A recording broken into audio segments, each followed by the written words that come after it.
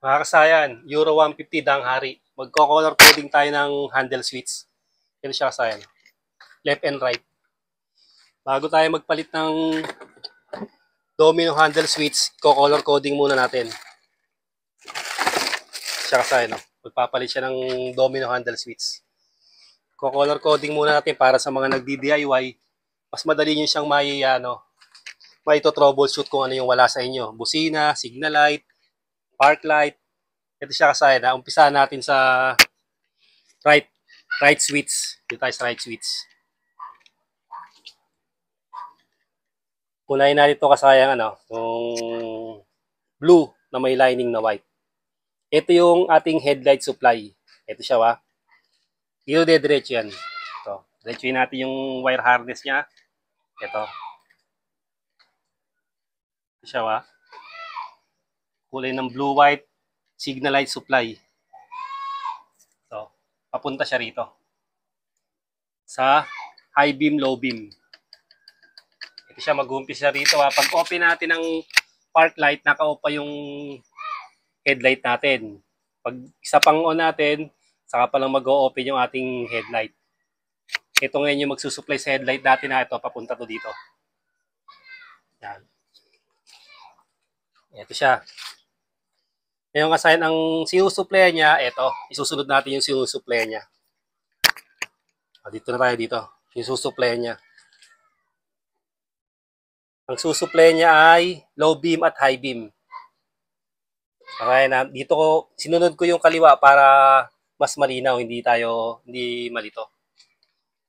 Ito siya, wa. Ito yung headlight supply. Ang susupply niya itong low beam na kulay white. Ito. Kaya magkakasama yung tatlo na yan, ha. Iiwalay ko na lang yung mga nabanggit na natin na color coding. Yan. Ito yung high beam pag nakataas to. Ito naman yung low beam pag nakababa. Pag on pa lang natin ng headlight, gagana na kagad yung low beam, ha, yung white. Tapos pag dito na to, sa kabila na tayo magsuswitch. Ito na yung tatlo natin, ha. Dito ngayon sila papunta. Padiretsuin mo ngayon itong dalawa natin na Ito na muna tayo sa headlight para hindi pa nakakapanood kung paano yung color coding ng headlight. Dito mapapanood nyo rin. Sa nakapanood nyo na, pwede nang i-fast forward nyo to. Ito siya kasi, yung low beam, dire-diretso rito, ito yung white. Yan yung white, ha. Yan. Dire-diretso siya rito. Ito siya, oh. Papunta siya ng pinaka-headlight mismo. Ito lang yung pupunta niya. Yung blue, ganun din. Pupunta rin siya rito sa high beam. Pero meron pa siyang isang linya. Ito, diretsuin natin. Ito, oh. Ito siya ngayon, oh. Ito pa yung isang linya, umakyat sa taas. Ito. Pag akyat sa taas, ito yung ating indicator. Yan. High beam indicator. Para pag nag-high beam tayo, dapat iilaw din siya. Pag walang ilaw yan, ang posibleng sira niya yung bulb o kaya naman yung wiring. Siya. Tapos, susunod natin yung ito, susunod natin yung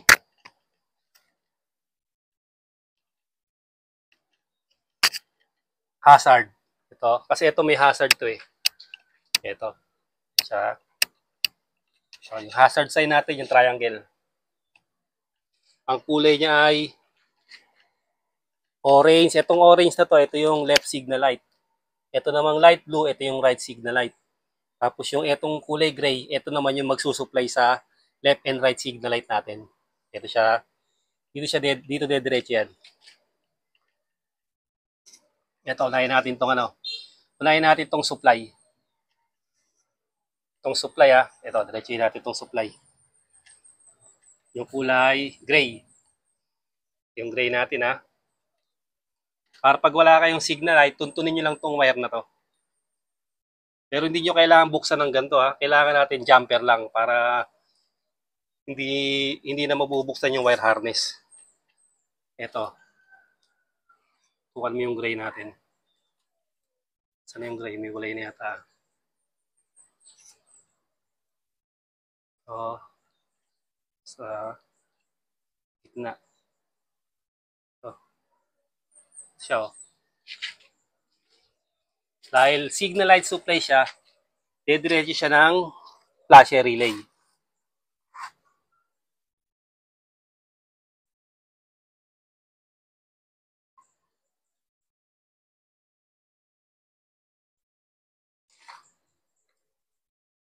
So, hindi pa tayo nakapagbukas dito.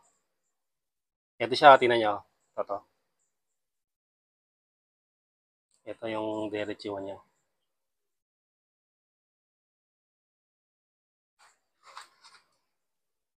Ito, diretso mo to. Ito kulay na to. Kaya pag hindi magbi-blink yung signal light nyo, ito agad, punta agad kayo dito. Kung hindi may putol yung wire, sira yung ating flasher relay. Ito siya, flasher relay, yung gray. Yan, dyan papunta yung natin, yung kulay gray. Tapos yung orange naman, tsaka yung blue. Ito mahaba yung pupuntahan nito. Dito muna tayo sa light blue na right signal light. Ito.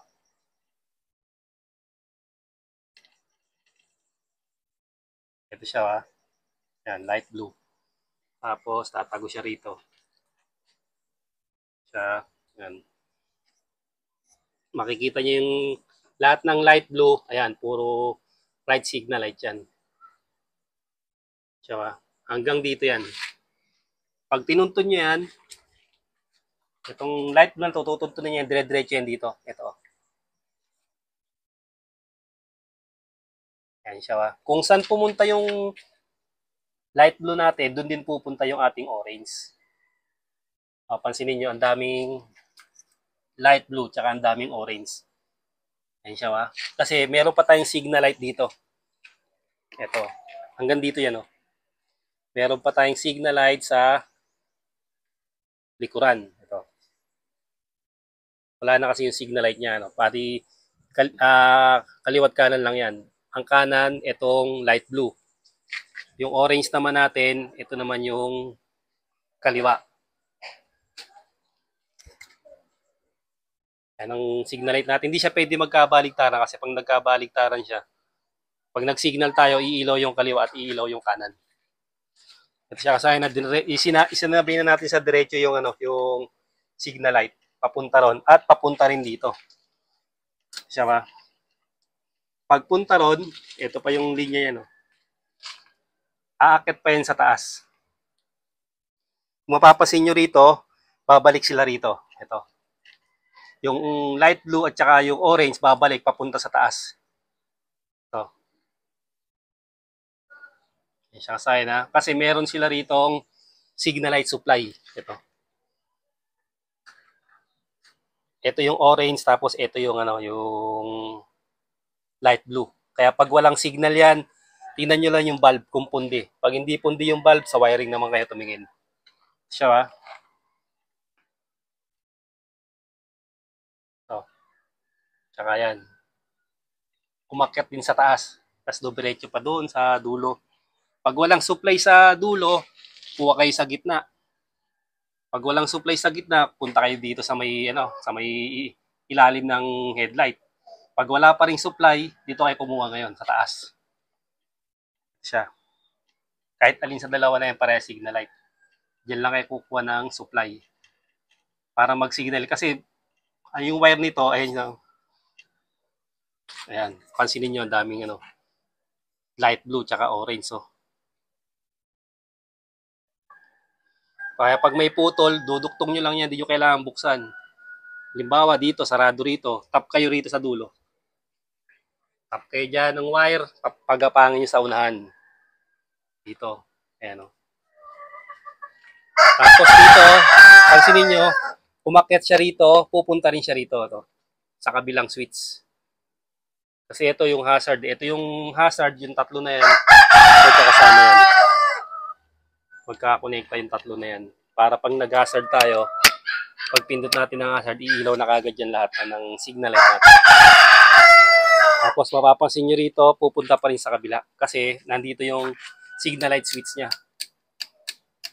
Ito sa hazard, iilaw lahat ng bulb. Ito naman yung sa signal light switch sa left and right. Ito siya Yan. Pagbalik dito, ito siya oh. Yung dalawa. Pagbalik niyan, ito na yon.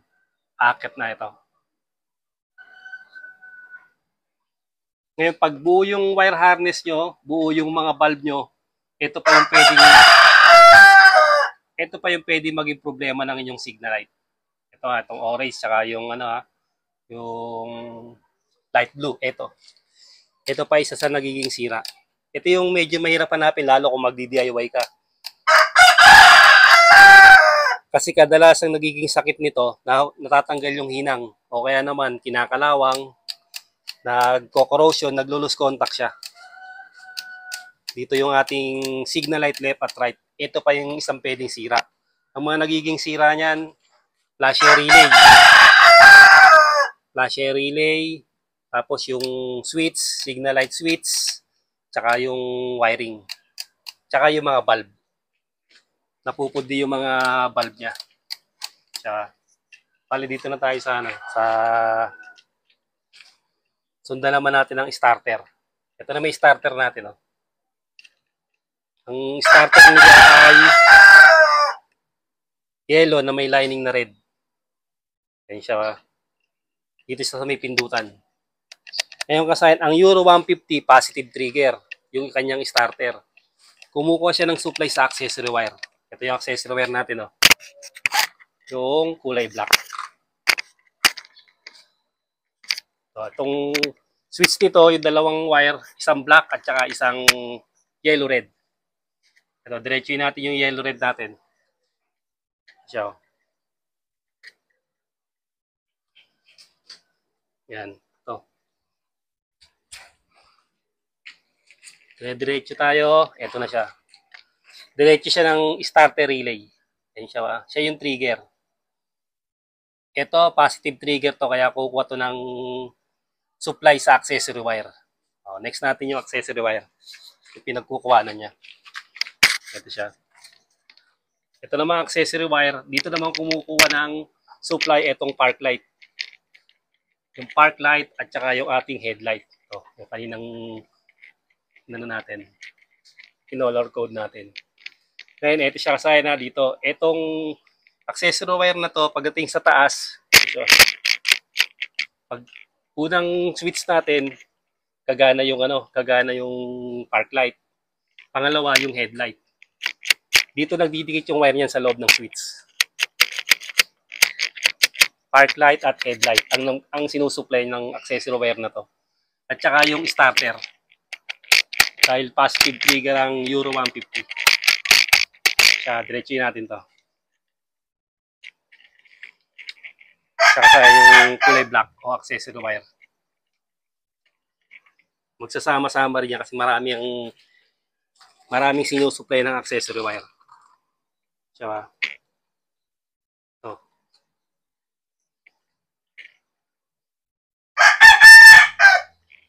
Yan, pasinin nyo rito. Solid black, ha? Solid black, no? Ayan siya kasaya, no? Kaya wala kayong makikita kung saan nakakonekta yan kasi sa switch nakadikit. Sa switch nakadikit yung blue-white tsaka yung brown. So, yung next natin, yung brown. Yung dalawang brown, ito. Pero ditong brown-white at tsaka yung brown. Sa ibang motor naman, wala nang brown-white, ha. Itong brown-white na to, ito naman yung park light supply. Tapos ito yung park light. Ito yung magsusupply sa kanya. Parang katulad din ito. Yan. Headlight supply. Pag sa iba, wala nang brown-white, isang brown lang. Pag connect nito, sa gitna, gagana na yung park light natin. Ito magkakonekta naman to. Kaya kahit saan kayo mag-tap dyan, pwede. Sa brown-white o sa brown. Ito ang diretsuhan yan. Siya. Ayan, pansinin nyo. Siya kasaya na putol-putol na yung mga wire nito, eh. Ayan, brown yan. Tapos, didiretso siya rito.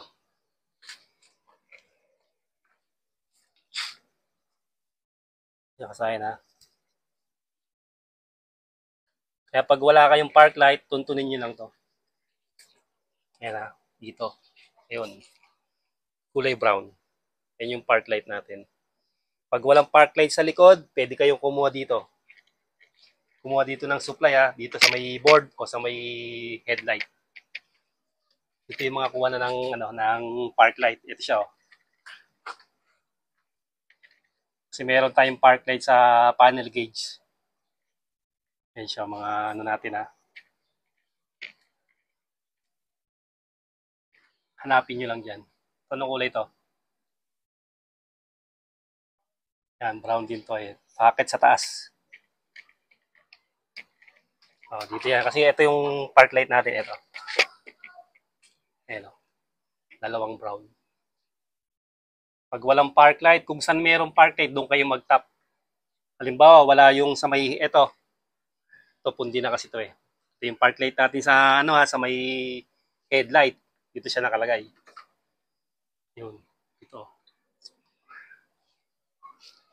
Pag wala tong supply, ito, mag-tap ka lang dito, ilagay mo dito sa may taas.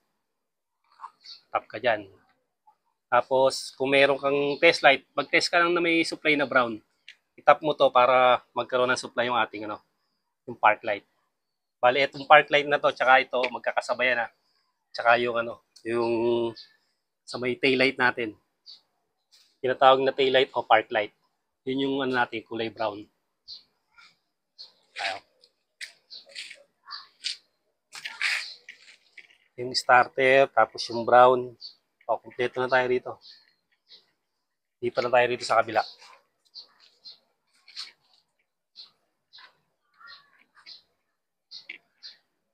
Ito yung natin, signal light din yan. Signal light. Bali, may natitira na lang tayong dalawa. Ito siya. Yung kulay green tsaka yung light green. Siya. Ito namang light green, ito naman yung ating ating trigger ng busina. Siya, diretsuhin natin to. Ito.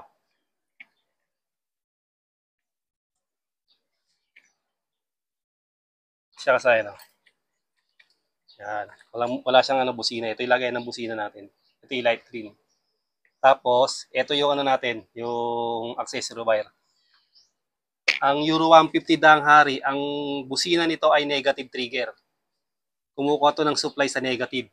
Ayan siya. Ito, pagka tinest light natin to, iilaw tong natin, tong kulay black kasi accessory wire to eh. Ito. Tapos ito yung kulay green. Diretsuhin natin.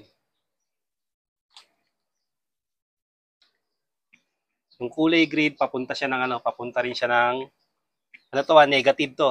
Negative. Papunta siya ng negative ng headlight tsaka ng park light. Ayun siya. Tapos dito, tumawid siya rito. Ito. Ayan siya.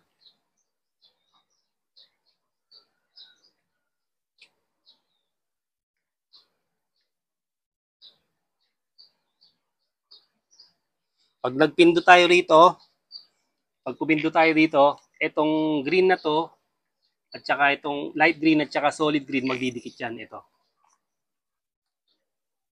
Ayan, dalawa na yan. Dito yan. Dito nyo makikita yan.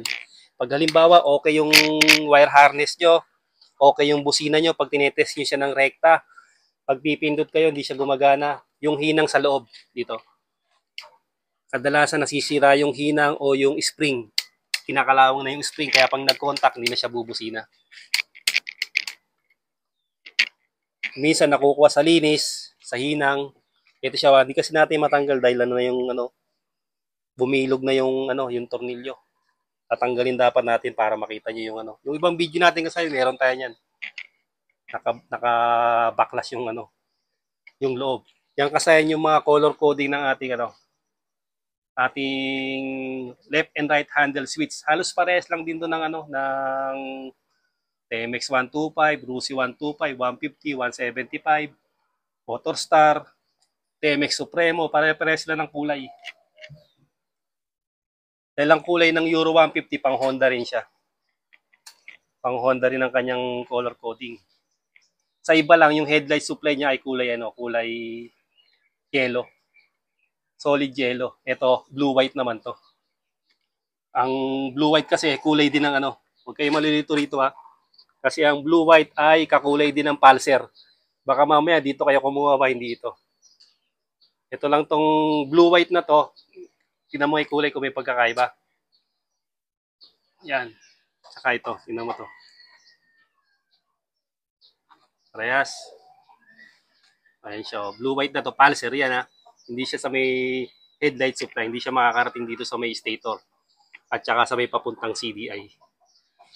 Pag may comment pa yung kasayan tungkol sa color coding ng handle switch, mag-comment lang kayo at sasagutin natin yan.